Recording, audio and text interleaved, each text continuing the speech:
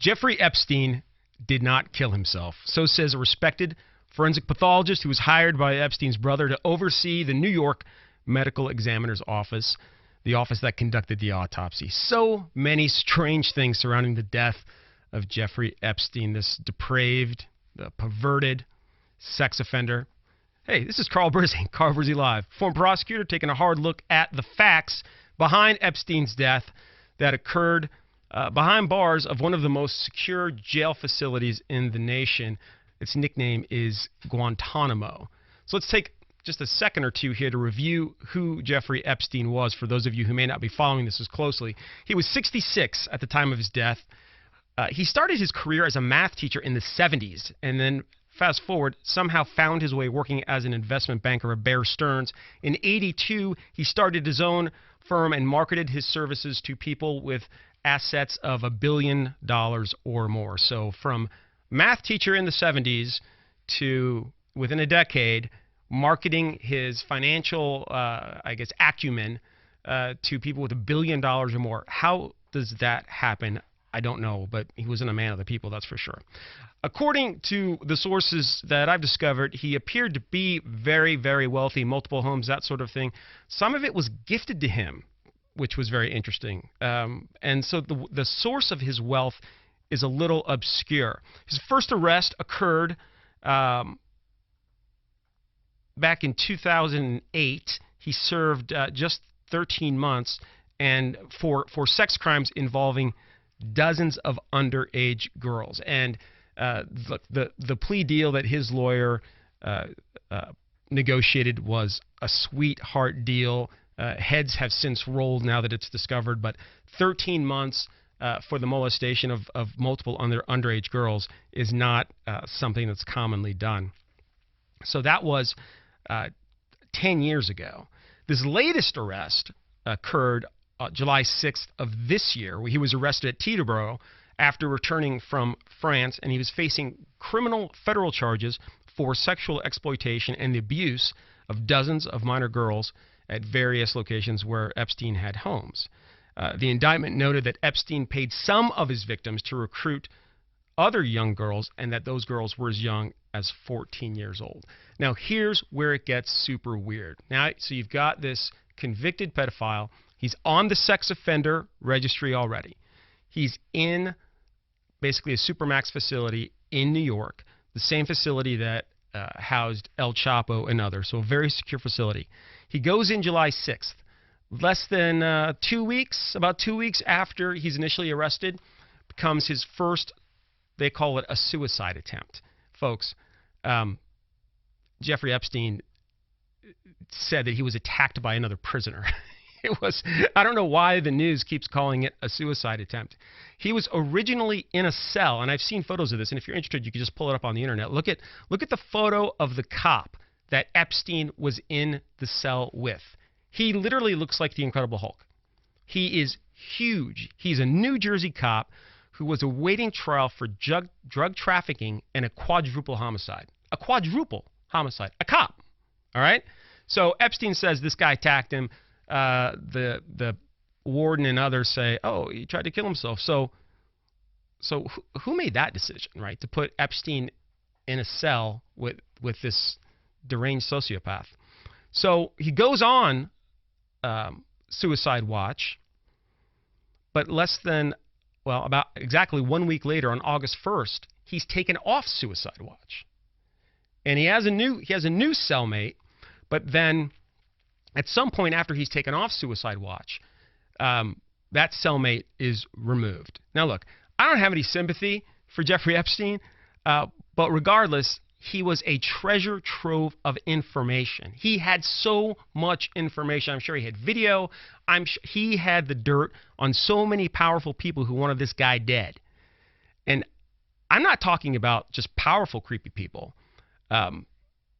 because there are other people who wanted him dead. If you're inside of a prison or a jail and you're known to be one of the most notorious sex perverts, child molesters of all time, you are at serious risk. And I'm talking about just a serious risk from people outside of the prison, like a cabal of famous rich people who think that he might spill spill the beans on them. I'm talking about people inside the prison. There is a hierarchy inside of prison and among the inmates. And if you are either a sex offender who preys on children, oh, and let's not forget, he's also potentially a snitch. So you're like the two worst things that you could be in prison is somebody who rapes kids and a snitch. That will get you in hot water in the prison. And of course, the officials at the MCC knew this, so why they weren't paying more attention to his situation, his monitoring, who his cellmates were, is truly mind-boggling. But child molesters, even among bad guys, are at the bottom of the hierarchy in prison. So 3 possibilities, right? You actually you believe that he offed himself, you believe that another inmate killed him, or you believe that it was orchestrated from outside the prison. Now, why do we have to speculate as to what happened? Well, here's why. Because he wasn't being monitored. He was in the SHU. The SHU was the most secure floor of the Metropolitan Correctional Center, the MCC. It's a jail. It's not a prison, like the Marion County Jail where people are housed while awaiting trial. While he was on suicide watch, the sheets that were given to him are made of paper. You don't have shoelaces. You don't have anything that you can use as a ligature. Ligature is a term that the forensic pathologists use to describe what someone is strangled with, right? So a ligature as opposed to, let's say, your hands. So you can't use those paper sheets as a ligature. When he was removed from suicide watch after a week, apparently he got his orange bed sheets back, okay? So he got his orange bed sheets back, but no cellmate. When he's found dead. He's found dead. And they take his body, the coroner comes to the jail, they take the body out, and they get the body to the coroner's office. Now, there is a forensic pathologist who has just come out and started testifying that the wounds around Jeffrey Epstein's neck and the bulging of his eyes are more consistent with a homicide and not suicide. Dr. Michael Baden, who was hired by Epstein's brother, is an expert in investigating prison deaths. And he says the injuries, explicitly, the 3 fractures to his neck and a fracture of a broken bone, that those fractures are not consistent with a sudden jerk of someone hanging themselves, that sudden velocity that you would get with a hanging, but more like somebody being strangled, a slow, constant pressure, which resulted in those 3 fractures. Baden says that he was there. He saw the medical examiner as they were conducting the autopsy, took DNA fingernail samples from Epstein. Now, this is interesting. Epstein's not a little guy. He's 6 foot. No, he's 66 years old, but he looked like he worked out. Somebody coming into his prison cell, I'm sure he was not like thinking that they were going to bring him cookies, right? Some big Cro-Magnon unibrow dude, you know. I'm sure the fight was on. Dr. Baden says he saw the medical examiner take samples from underneath Epstein's fingernails. Also took DNA from the ligature, the orange bed sheets. That was months and months and months ago. Now, look, back in the day, it took a long time to process DNA. DNA can now be processed in like hours now. Days at the most. Days at the most, right? Where's that information? It would be really revealing to know whose DNA is under Epstein's fingernails as he's trying to fight off his attackers, whose DNA is on that ligature. Because we don't know. Because the guards who were supposed to be monitoring him, 2 guards were sleeping at the same time. We cannot just check our common sense at the door when we're reviewing this. 2 guards asleep, cellmate removed off suicide watch. And the coup de grace, the video cameras in the most secure facility in the nation are 2 of them not working. Both security cameras not working. This is Carl Brizzi Live, former prosecutor, taking a hard look at the facts behind the death of Epstein that occurred behind bars, one of the most secure facilities in the nation. Now, so one of the theories is that potentially another inmate killed him. We don't know. Potentially he killed himself. I find that highly unlikely, given both the circumstantial evidence in terms of the monitoring of him and the physical evidence that Dr. Michael Baden is now saying that his fractures in his neck are more consistent with a homicide than a suicide. That's the physical evidence combined with the circumstantial evidence. Now you have to think motive. You have to think like a prosecutor. Why would somebody outside of the prison system want this guy dead? Well, let's talk about a few of them. Bill Clinton. Bill and Hillary Clinton, when this thing first came to light, denied basically even knowing Epstein. Then investigators started looking around, getting flight logs and that sort of thing. The private jet that Epstein named the Lolita Express, which has a famed reputation for onboard orgies, flight records show Clinton flew on that jet 26 times. Now listen, pilots and the people charged with maintaining records for the FAA do not mess around. Clinton was on that plane 26 times.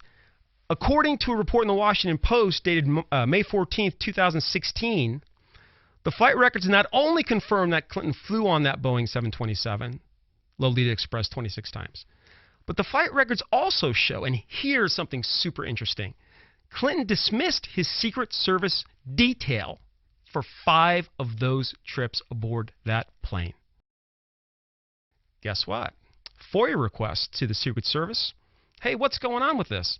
Declined to answer. And multiple news agencies have sent FOIA requests to the Secret Service.